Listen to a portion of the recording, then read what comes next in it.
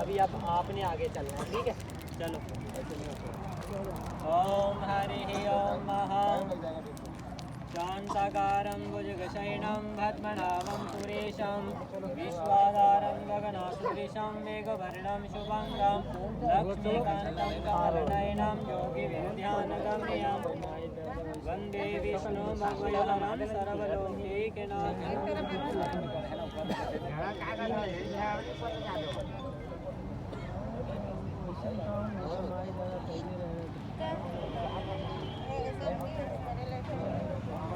अब 7वीं डेरी हटा दो बराबर दोनों करो आगे।